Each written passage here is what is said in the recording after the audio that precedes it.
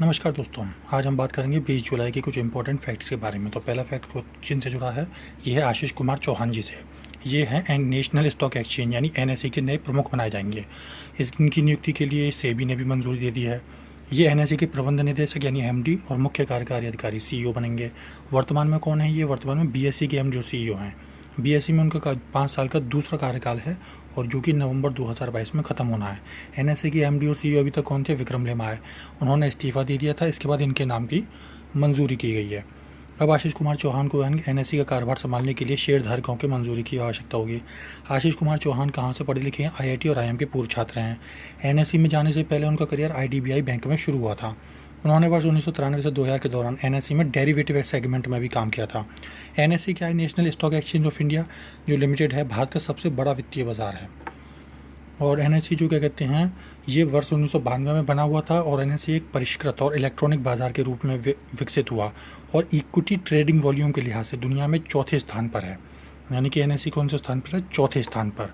और यह भारत का पूरी तरह से स्वचालित इलेक्ट्रॉनिक ट्रेडिंग सुविधा करने वाला जो है पहला एक्सचेंज बन गया है। और एनएसई के पास ही भारत में सबसे बड़ा निजी क्षेत्र का नेटवर्क भी है। एनएसई में निफ्टी में है क्या? निफ्टी में ऐसा होता है जैसे 50 दे रखा है, इसलिए इसमें 50 कंपनीज होती हैं। कौन कौन सी कंपनी होती हैं? ब्लू चिप कंपनी, सबसे बड़ी जो मार्केट कैप की होती हैं और सबसे अधिक तरल प्रतिभूति वाली कंपनियों का पोर्टफोलियो दिखाता है ये। यानी कि 1600 कंपनियाँ हैं एनएसई में टोटल, लेकिन उनमें से केवल बड़ी 50 कंपनियों को लिया जाता है इसमें, तो इसलिए निफ्टी के साथ 50 मतलब कंपनियाँ। और वर्ष 2021 में यह कारोबार किए गए अनुबंधों की संख्या के मामले में दुनिया का सबसे बड़ा डेरिवेटिव एक्सचेंज भी बन गया। मतलब ये है कि यहाँ पे एनएसई में डेरिवेटिव भी रोज किए जाते हैं ट्रेड। तो उनमें डेरिवेटिव में ट्रेड किए जाने के मामले में 2021 में दुनिया में सबसे ज़्यादा कहाँ वो जो डेरिवेटिव ट्रेड किए गए थे? एनएसई पे।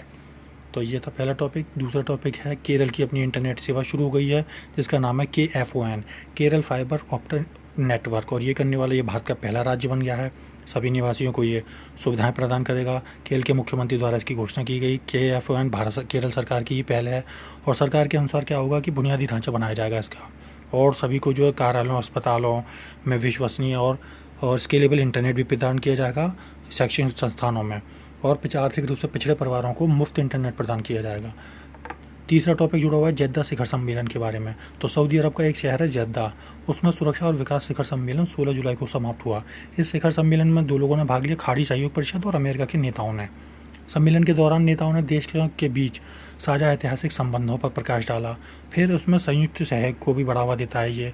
और खाड़ी देश के नेताओं में मध्य पूर्व में अपनी रणनीतिक साझेदारी में जो अमेरिका ने जो भूमिका निभाई थी उसके लिए उनको धन्यवाद भी किया और उनकी भूमिका को सही भी ठहराया। फिर नेताओं ने एक समृद्ध और शांतिपूर्ण मध्य पूर्व के लिए एक संयुक्त दृष्टिकोण भी दोहराया कि मध्य पूर्व में शांति रहे।